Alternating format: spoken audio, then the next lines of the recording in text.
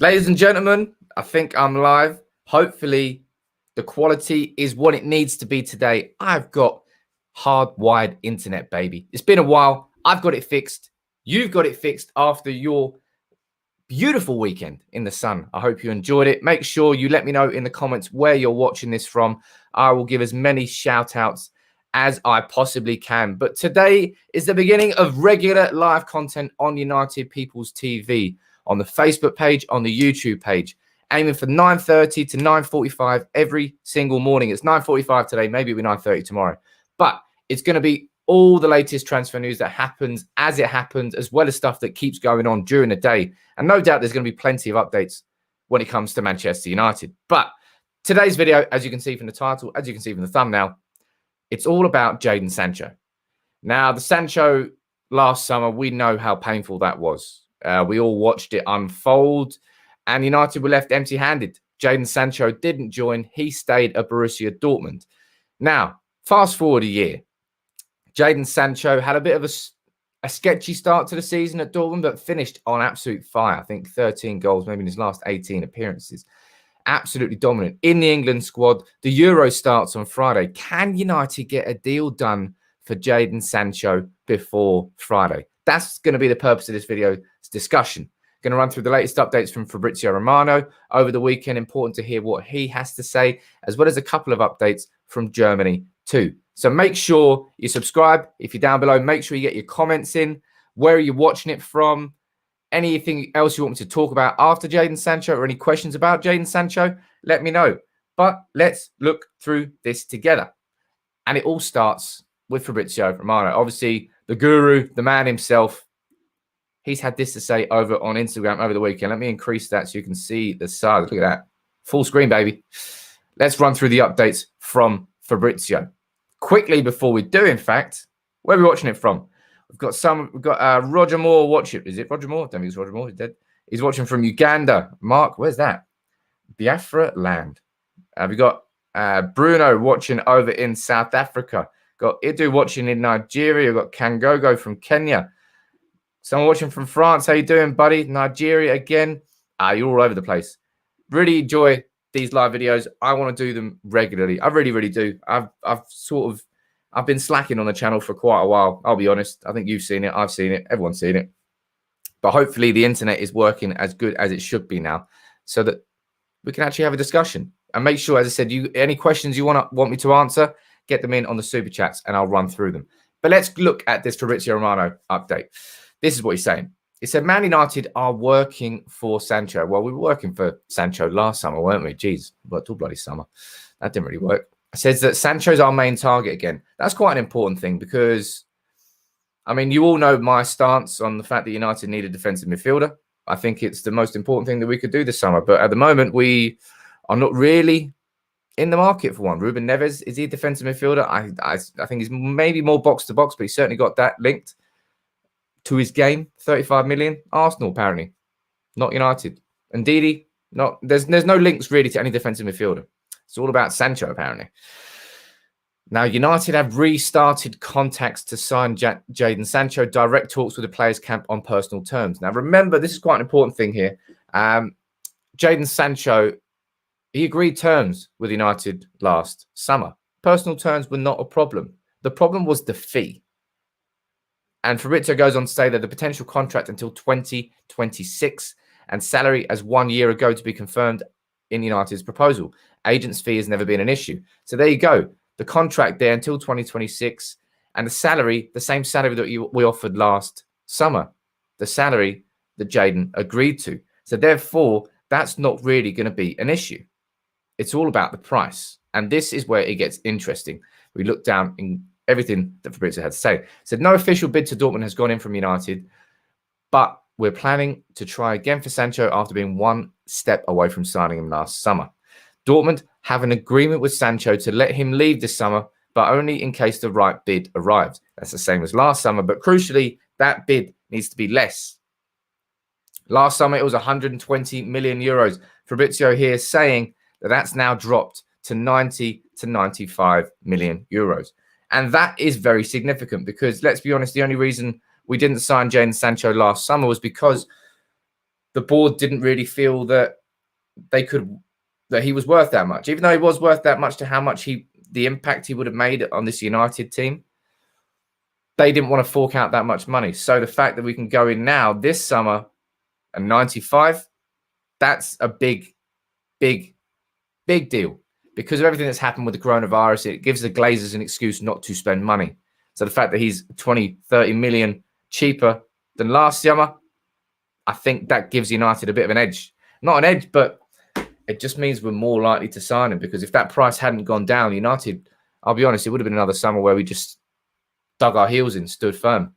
Let's go on to see what else Fabrizio had to say. Liverpool have not opened talks for Jadon despite... Go away, Liverpool's not involved. To be clear, it's not a done deal or set to be completed yet, but United and Sancho, he's our top target again. So let me know in the comments below. Type yes or type no.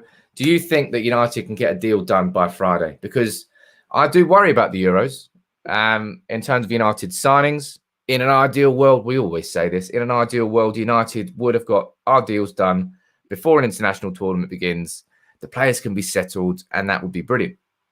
But it hasn't happened, whether that's Rafael Varane, whether that's Jules Koundé, whether that's Declan Rice, and that is a defensive midfielder we've been linked to, whether that's Jadon Sancho. We haven't got any of our deals done yet.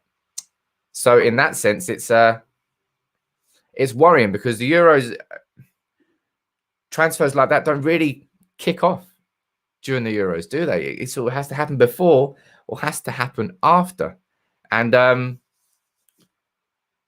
don't know. I really wanted United to get the deals done early this summer, and I was thinking maybe John Murtough coming in as our director of football is really gonna give United a bit of an edge. But maybe not. Maybe that's the Euros. Super comment here coming in from Rocco. I'll read this one out, saying, Sam, we should get Tun Coop Miners. He is on his way to Atalanta for just 18 million. We should... Tun Coop Miners. Who the hell was that? We should hijack it. I'll be honest, buddy. I haven't watched it enough of Atalanta. I know they've absolutely stormed it in Serie A the last few years, but I haven't watched enough of him to really have a fair say on what I'll do after this video. I promise I'll have a look into him and maybe come back next time and we can have a discussion about him. But a lot of you are really kind of in the same boat as me. You're a bit fearful about the Euros, a bit fearful about the fact that United have not really done anything before it, and can we do anything by Friday? Given that we chased Sancho for a year last summer and we didn't get him, maybe I'm a bit optimistic to think anything can happen in the next few days. And a couple of updates on whether or not that's going to happen. Coming from Germany, we've got Konstantin Ecker here, writes for the BBC, writes for the Times. He's saying it seems realistic that Sancho will move from Dortmund to United this summer. But where do things stand? United sources claim talks between the clubs have progressed in the last few days, while people inside Dortmund say that negotiations have not started. It's annoying that always seems to happen with United, isn't it? You get one person saying one thing, you get one person saying the complete opposite, and you don't really know who to trust. You don't really know who is right in what they're saying. But United, I don't know. I just I really hope it goes on quickly. Comment here coming in from Michael. Thank you very much, Michael. Morning, buddy. Which is longer, the Sancho saga or COVID-19? And why? And no, why will United get the job done before the Euros? No, sorry. You're saying that United won't get it done before the Euros. Sorry to sound negative. Look, I'll be honest, Michael. I don't think that's too negative. I think it's largely realistic. And last summer taught us that, really, didn't it? Because last summer we saw United go after Sancho all summer long, and ultimately we were left empty-handed. He didn't sign. So why is it's almost fantasy to think that if we couldn't do it in a year last summer, how are we all of a sudden going to do it within a week this summer? But going back to my point there that I made, thank you very much for your comment there, Michael. Back to the comment I made there from reading on Konstantin's sources here, and the contrast that you get from what Dortmund are telling the press to the contrast of what United are telling the press. You don't know who to believe. You really don't, and certainly not with this Jadon Sancho situation. It's why someone like Fabrizio Romano is so respected in that regard, because he is somebody who doesn't really have a loyalty to the British press or loyalty to the German press or the clubs involved. It kind of cuts through it, and that's why people listen to him, and that's why people like his updates so much, because It's impartial. And that's what journalism should be. But ultimately, if you're a Manchester-based journalist, you're going to be saying what your sources close to the club are saying. If you're a Dortmund-based journalist, you're going to be saying what your sources close to Dortmund are going to say. And ultimately, they're going to say very different things. Going over here to another update. This one's from Jan Ager Fjordhoft. I'm not sure I got that name. I'm sounding good. But he's also saying the same thing. There's been no contact directly between United and Dortmund. And this was a big thing last summer. I remember it. Hugely frustrating because you didn't know whether anybody was telling the truth, because some were saying that there was no contact between the clubs. I remember there was an intermediary agent, and then there was someone else in between who was also, I think, involved in a Mkhitaryan to United deal. And it was all smoke and mirrors. It was like an espionage film that you didn't like plot twists and turns, and it was all so frustrating. And ultimately, that's kind of what it feels like right now, because no one really knows who to trust. And until concrete movement happens, and at this moment in time, Fabrizio Romano's update is as concrete as we've got.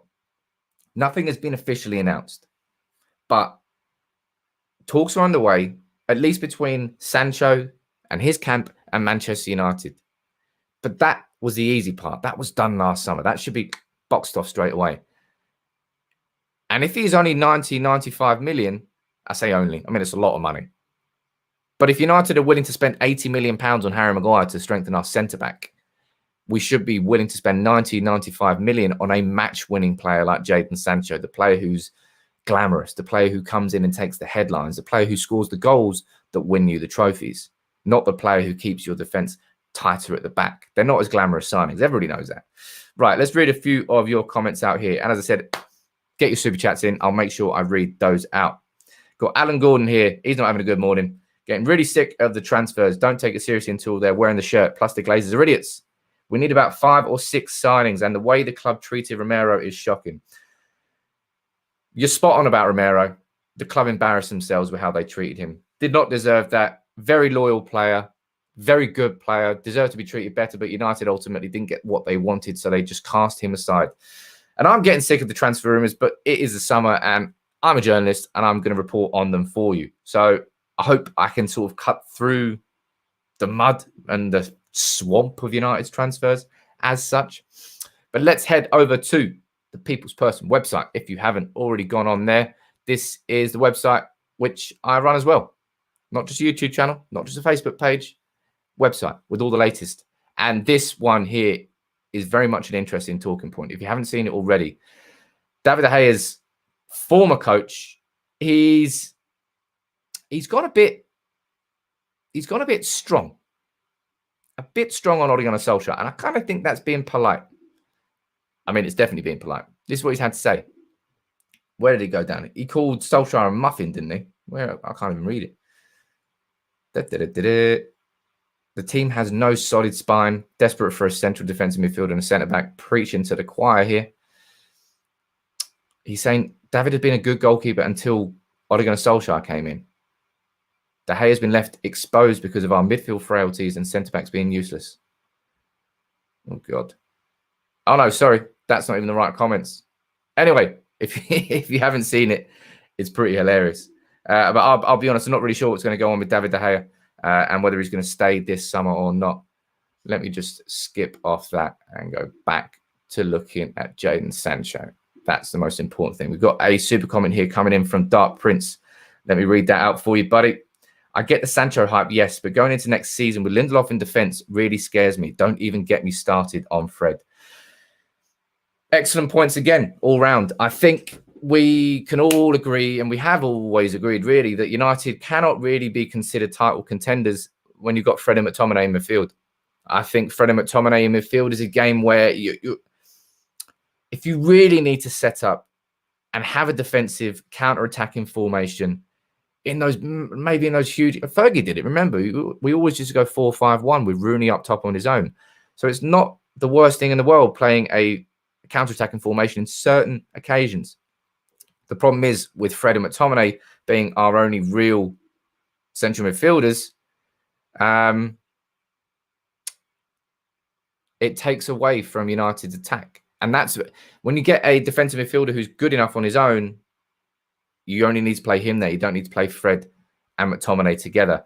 And Lindelof in defence, I think Lindelof, a bit like Maguire, I would say United's centre-backs are probably hyper criticised.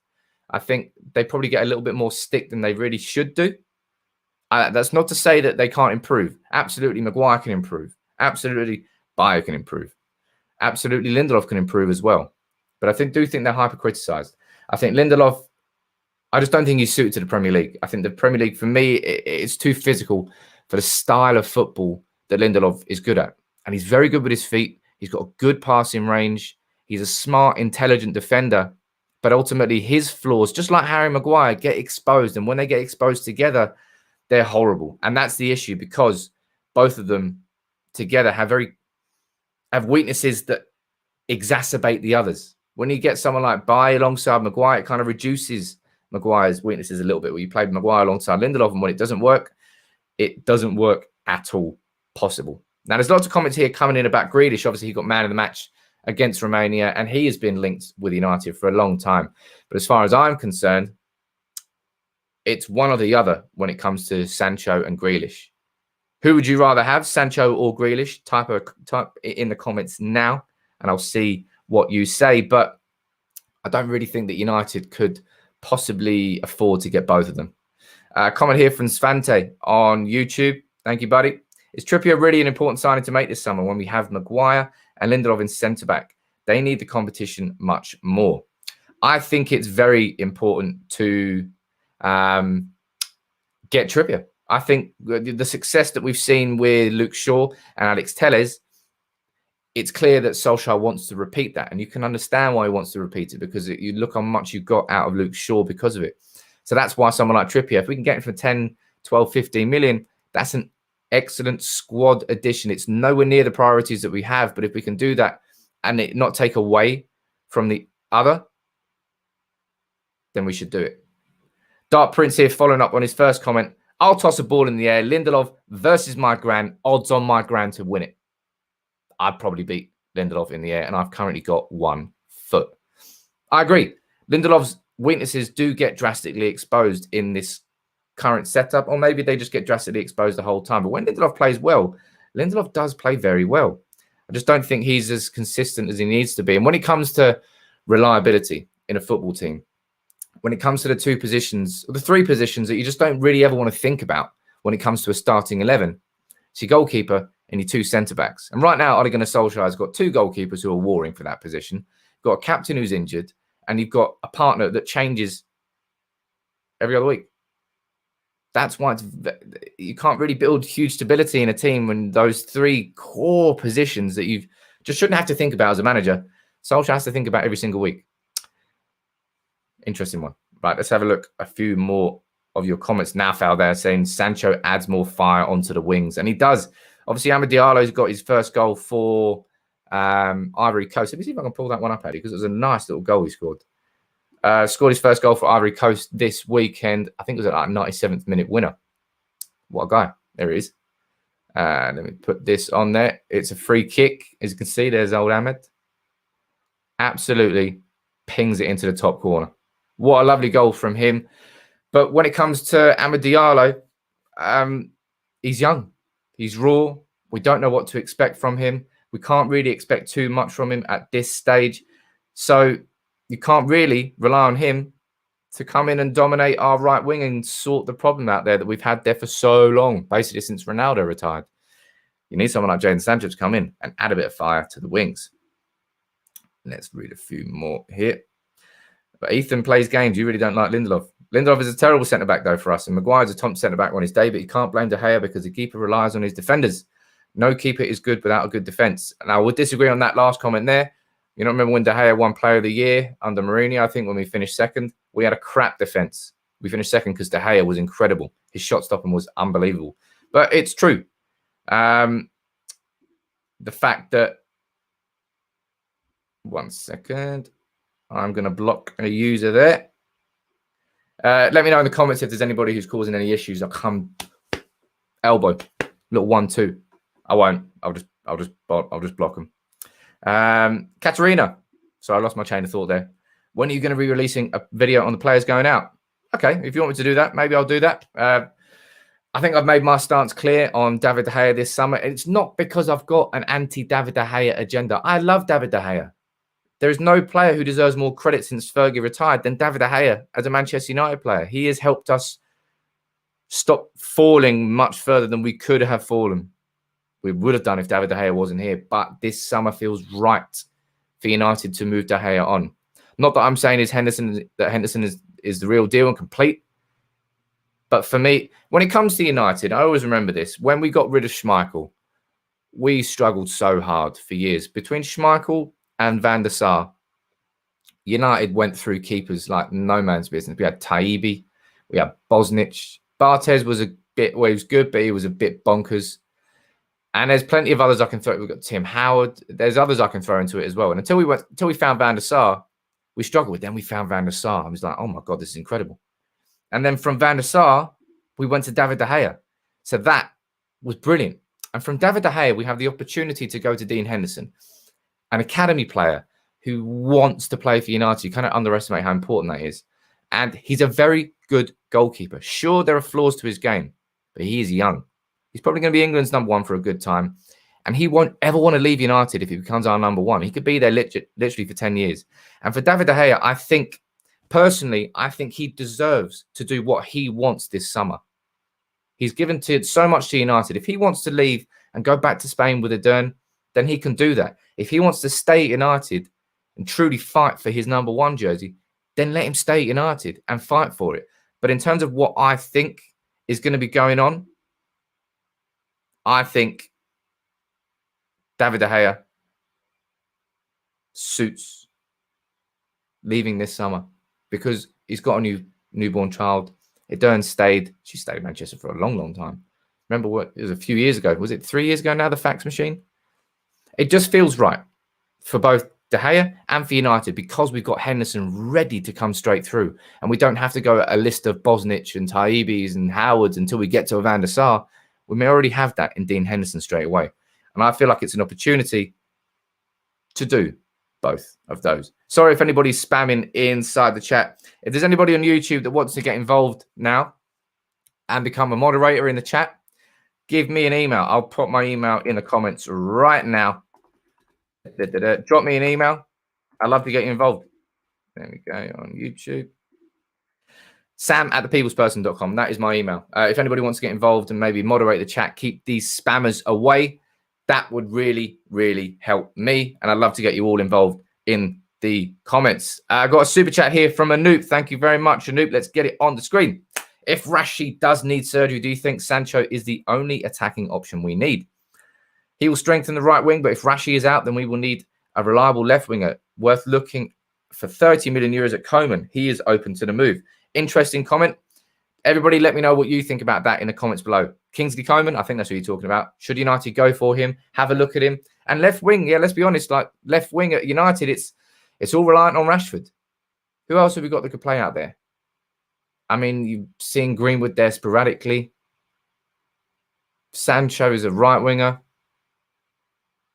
You could play Alex Telles there if you want, but left wing, we don't really, and I wouldn't say that Rashford's a natural left winger either.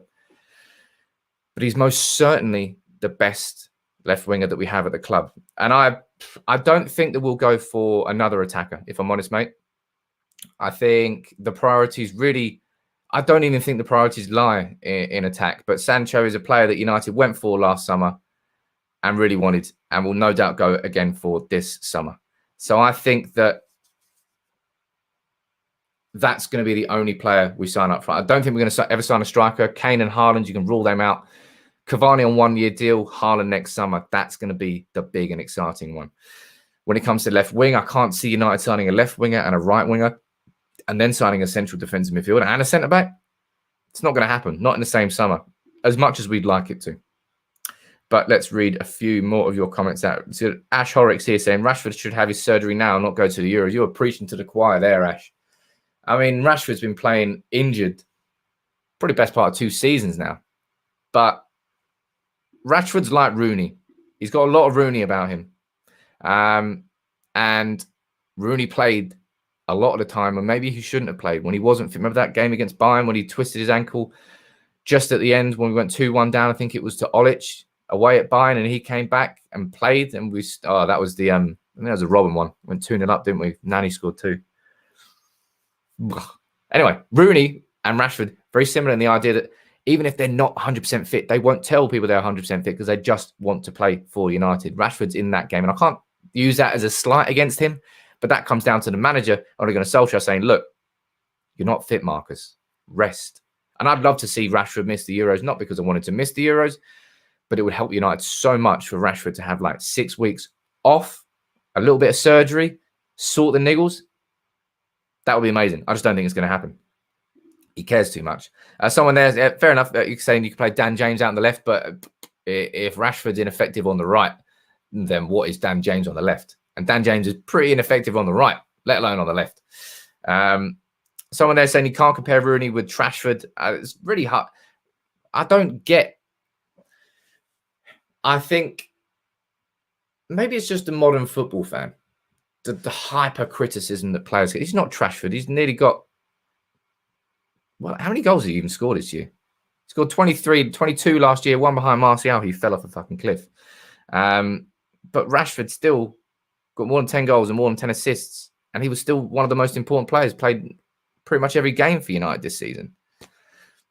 I think he gets a bit, as I said, when it comes to Maguire and Lindelof, maybe getting hyper-criticised. I absolutely think that Rashford does get hyper-criticised.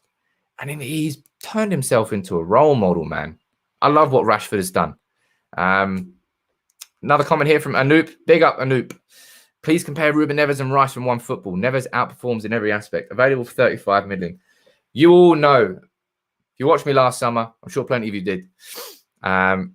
I love Ruben Neves, and it's not just because he scored a banger against United. I think Ruben Neves is such a dynamic midfielder who does have excellent defensive capabilities that he could come into this team and play that defensive midfield role so well for United, and at 35 million, and he's Premier League proven, living in the North already. Well, Midlands.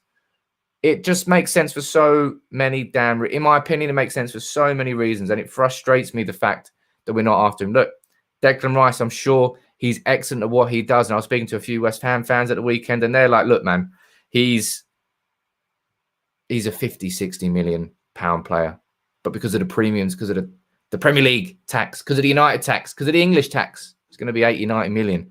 And I can't see United doing that. If we weren't going to spend that much money on Jadon Sancho last summer, you really think we're going to do it on a defensive midfielder this summer? I don't know. And I do admit, I am a bit worried at the lack of conversation that's really happening around centre-backs and central defensive midfielders. Now, Rafael Varane, that's one that's come in. Do you think there's any chance of Rafael Varane happening? That would be an interesting chat. Let me get your comments in, get your super chats in. We'll have a little conversation about Rafael Varane. Then we've got Jules Koundé. I don't know what other centre-backs we've been linked to at the moment, but not really much in terms of a centre-back conversation. In terms of defensive midfield conversation, we're looking at Declan Rice. That's been tentatively linked. We haven't really been linked with Ndidi from Leicester, who I love. Haven't really been linked. They've just signed Sumer as well from Lille, I think. The positions that I think United need to strengthen, there hasn't really been much. Pau Torres, that's another one for centre-back. Good point. There hasn't really been much in terms of the conversation. And that does worry me a little bit. Certainly going into the Euros, we're not signing a defensive midfielder or a centre-back first. If anything, we're going to be signing Jadon Sancho. But maybe that is over-optimistic. Got a comment here on Facebook from Salaf saying, we need a next Carrick. Somebody who plays similar like him. I think that's probably what a lot of people feel Declan Rice can fall into the mould of. He's not going to be, certainly not with the passing range of Carrick, but somebody who's got the intelligence to play that role. I remember Carrick did drop deeper as he got older, a bit like Scholes, a bit like most midfielders do. I remember him playing that. Carrick, I remember specifically whenever you used to watch Carrick when he was playing deeper, he would never fly in for a tackle because he'd always intercept the ball before it got to that player. He would cut the passing lanes rather than like running at a player and like biting at the heels like McTominay does. Carrick just sits back and just assesses where the ball's going to go and gets his body in the way of that. It's a very different style. It's a bit tougher. You have to have the intelligence for that. And that's maybe what made Carrick so good. But anybody who's watched enough of Declan Rice, is that the sort of thing that Declan Rice does? I'll be interested to know that. Comment here coming in from RC1 Ron 30. Thank you very much, buddy. We ask for great players, but are content with an average manager. We are United. It should be the best of the best all round. And that's obviously opening the conversation about Ole Gunnar Solskjaer. And let's be honest, Ole Gunnar Solskjaer has been learning on the job. But I think he has been learning on the job. I think Solskjaer is getting better and better. And I think personally, the thing that is very natural to Solskjaer is his man management. David De Gea might disagree with that, but I think Solskjaer clearly has managed these players very well. And there are so many players that have improved under Ole Gunnar Solskjaer. Do I think he's the best in class? Maybe not. Maybe Pochettino might have been a better choice, but he didn't have any titles before he went to PSG. He somehow lost Liga to Lille, so maybe he wasn't the best choice. United, we stuck through Solskjaer's darker times. I mean, it wasn't that dark, but there was 2 or 3 times where I thought Solskjaer might get sacked, but not anymore. And this summer we have to back him. Back him or sack him, man. It's that same situation when Mourinho finished second. No, he finished second. And then in that summer, he was asking for money to sign players. And United, I think he wanted Harry Maguire, didn't he? But United didn't sign him because they said it was too much. And then we went behind him. And then Mourinho was lost. Everything was lost. Tommy, you didn't leave a comment, you rookie. Make sure you leave a comment next. I'll try and read it. If you leave another comment, I'll try and read it out just so you don't waste that super chat. Tarikul saying he's having a conversation about Solskjaer. Yes, Ollie isn't perfect, but it's the first time since Fergie that we've seen any sort of upward trajectory. I mean, yes and no. There have been fleeting moments under Mourinho and fleeting moments under Van Gaal and nothing under Moyes. But it's the consistency that I think we're seeing. It. We were second for a reason. And sure, the Europa League final was an exposing game for so many reasons. And I actually think the biggest mistake Solskjaer made all season was not taking off De Gea for Henderson, because De Gea doesn't save penalties. It wasn't rocket science. It wasn't a surprise to see him struggle there, was it? But we'll move on from that. Let's read a few more of your comments out here. Otherwise, I might be talking to you all day. I've got things. I haven't got anything to do. I was lying. I haven't got anything to do. We need Sancho, says Jason Fry on Facebook, and Neves. And as much as I like Pau Torres, I think the best option for right now is Varane. There's a lot of dead wood we need to get rid of. If we're looking at dead wood going out of the club, probably going to be, I say dead wood. Dead wood's a harsh thing to say, but just players I think that should be leaving. Deadwood, Phil Jones definitely should be leaving. Sergio Romero's obviously gone. Joel Pereira's already gone. I think why Mata now is the right time for Mata to be leaving, for him to come off the wages. I think now is the right time for Jadon Sancho to join. I think now is the right time for David De Gea to be leaving, both for the wages and for his own. I keep saying this, man. I have no agenda. I just want to reiterate this right now. I have no agenda against David De Gea. Love the guy. But now is the right summer. Comment here again from Rick Ron. I see your point, but players go on loan to learn when they are ready. If they are good enough, they come back. It's true. But when it comes to managers, typically in the modern game, managers are not given the ability to learn on the job. Take Frank Lampard at Chelsea, for example. His dream job. He went there way too early after Derby, made an absolute hash of it. Tuchel comes in, they win the Champions League. Same players. Frank Lampard tried to learn on the job at Chelsea and wasn't able to improve enough to keep his job. Ole Gunnar Solskjaer has.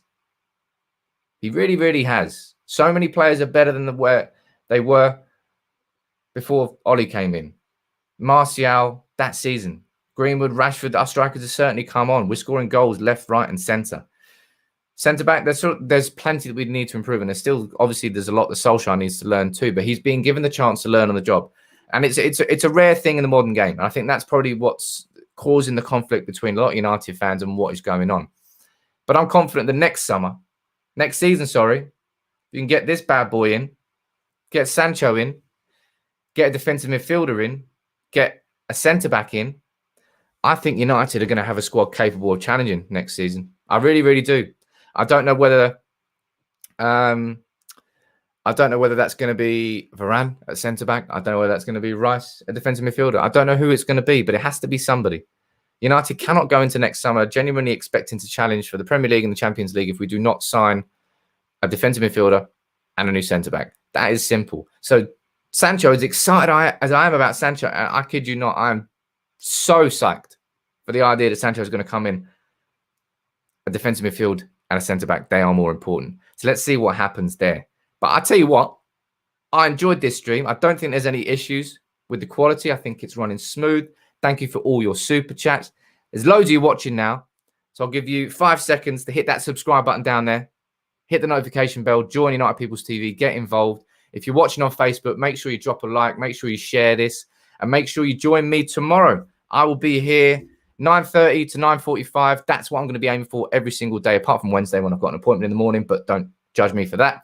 So make sure you subscribe on YouTube. Make sure you drop a like on the page on Facebook and join me tomorrow. If there are any big updates that happen during the course of today, I'll be back with more live videos. But until next time, take it easy.